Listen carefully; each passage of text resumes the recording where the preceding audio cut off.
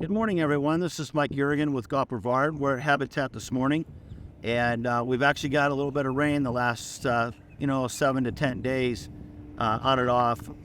We had a major deluge over at the beach at Spessart. We had 6 inches in about a 2.5, 3 hour period, and Dan and the guys were pumping water, and the sump pumps are working overtime, and so we did get the water off the golf course in a couple days. We did have to close the one day.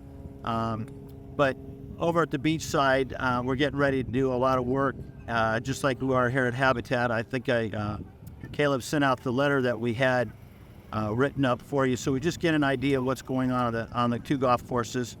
Habitat, the last couple of days, we've done a little bit of work on prep for the 15th, 16th, and 17th. Just the way things have worked out, and hopefully weather will hold, we'll be able to do the aerification, all the things that we talked about in the letter I set out. And, obviously, right when we're ready to do some, work on the golf course, it starts raining, and then for 6 months we don't have any rain. So, it's kind of one of those things, Florida weather, it can change on a dime, as you all know. A couple of things that we've been doing at Habitat, and the interim is that we've been verticutting some of the tee boxes. And some of the guys were asking me yesterday when we were doing it, what entails and all that. So the first thing we do is we take the verticutter reels on the triplex, we go over and cut it a couple different ways. What we're trying to thin out the grass, get rid of the thatch that's in the tee, or stimulate the growth if it's a thin tee. And then what we do is that on off, that top dress, drag it in with the brush. And obviously, if we have some time or whatever, we'll fertilize and water. Obviously, last night we had a little bit of rain. So that's what we're going to be doing at both courses on some of the tees that need a little extra work. On the 15th, 16th, and 17th, when they come here, we talked about it, we're going to verticut and aerify. So we've got an awful lot going on in that 2 or 3 days. And then as we get over to Spessart, looking at redoing the greens like we talked about next summer. And I just got to give a few kudos to Dan and the staff over there. With the paspalum contamination that we have, they've done a really good job managing the surfaces just to try to keep them smooth enough for you until we do, get that taken care of next summer, hopefully. And, some of the guys and the ladies were asking me, why do we top dress the greens?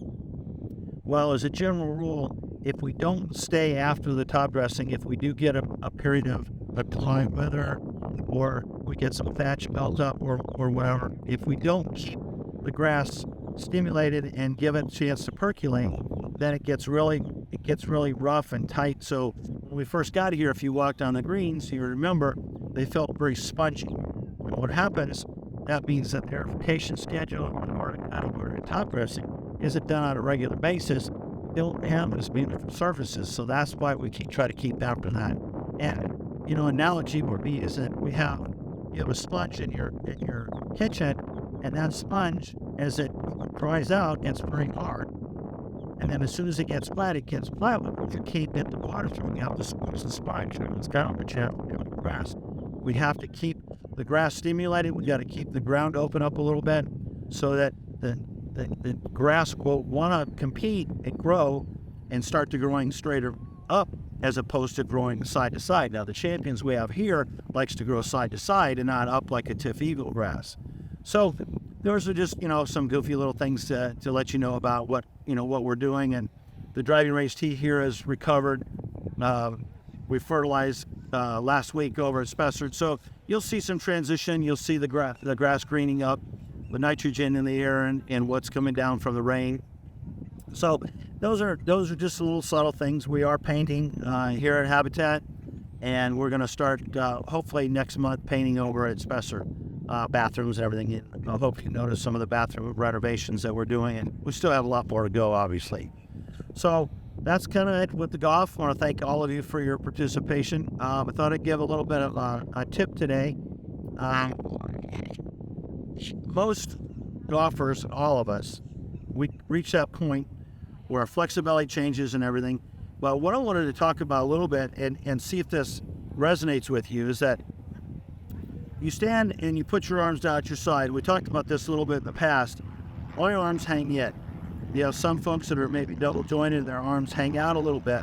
So the rule of thumb is that when I have my grip and I set the club down, my arm hangs in, so it's easier for me to pronate my wrist back, and then, as we call it, supination on the follow through, so it allows the club head to release, and you can see the shaft rotating, and that'll help me get a draw and hook. If I had a tendency to have my elbows out and my wrists were more bowed towards the down position, then it might be a little harder for me. You would think it might be a little easier for me to supinate. And again, everybody's a little different. But what that does is that it allows you to not really maybe rotate the golf club as much. You might have to force it because that's considered a weaker grip if your elbow or your wrist go to here. So that's why you always see the pros on TV. They're always looking at that left hand grip. Now, unfortunately, young lady Angel Lynn in the playoff and the Chevron Championship, it's the first major of the ladies. In regulation, she hit a great shot onto the green, and you could hear some of the conversation in the background. Her caddy and that we were looking at a certain spot behind the green. They wanted to start the ball. She executed beautifully. She eagle putt went back about 5 feet past. She fortunately made it. Went into the playoff, and she hit not as good a drive. She was about 30 yards farther back. She hit a 5-iron, I believe, that said on the telecast. She looked at and aimed at the 18 in the back of the stands. And what happened, she hit a 4-shot pole that the ball went in the water, and obviously the other young lady ended up 2-putting and winning the golf tournament. So she took herself out of that situation, because as she works on her golf swing, beautiful golf swing, but when you transition your swing down into the ball, what happened is she's aiming out 15 yards to the right instead of her swinging more down the line and releasing the club out in front of her. She got underneath it a little bit. She flipped her hands over a little bit. She pulled it. It's in the water, and then, unfortunately, the game's over, and she loses the golf tournament. So,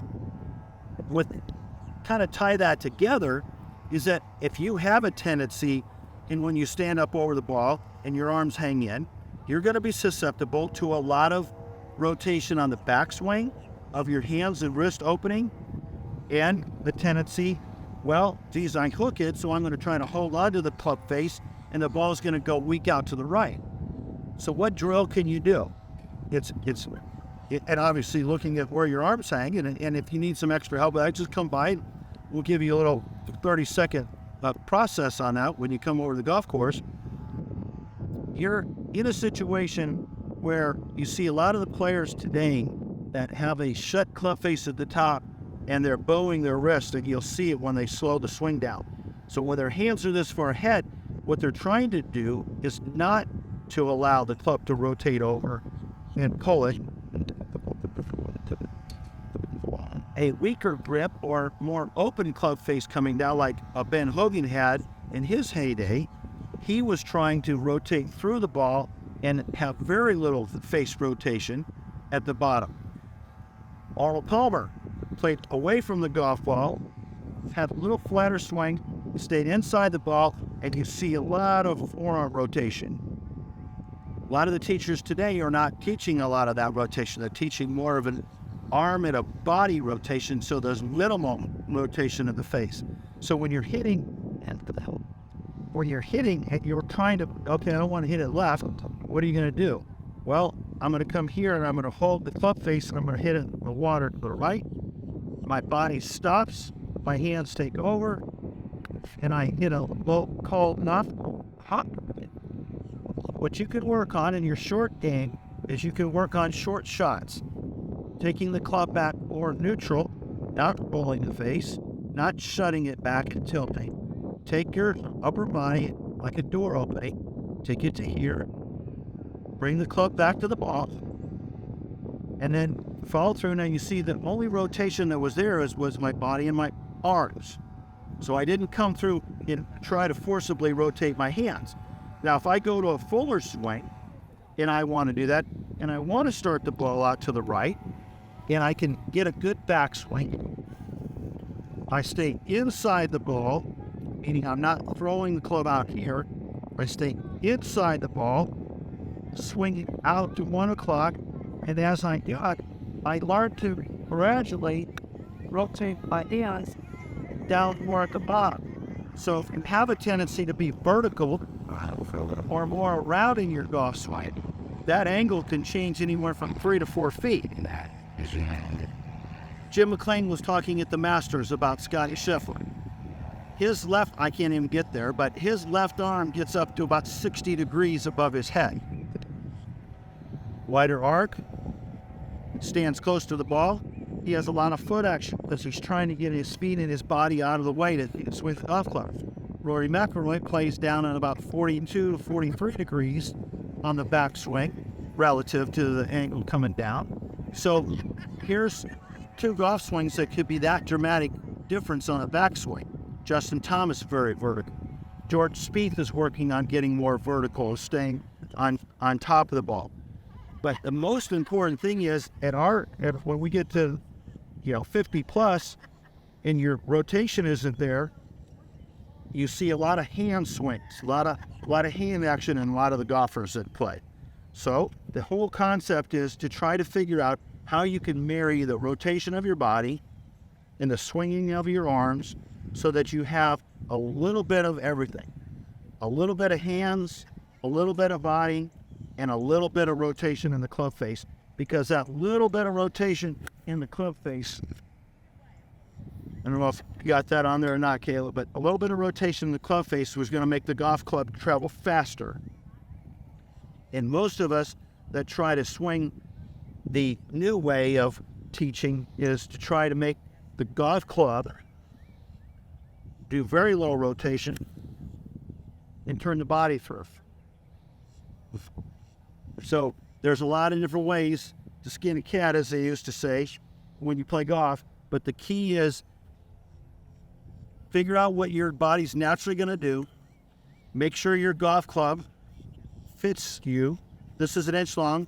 I have long torso, shorter legs, shorter arms, so I play with a inch longer golf club. And as you get your arms and wrists closer to the ground, you might be able to go to a shorter club. But when I do that, if I grip down on it a little bit, I feel restricted in my back.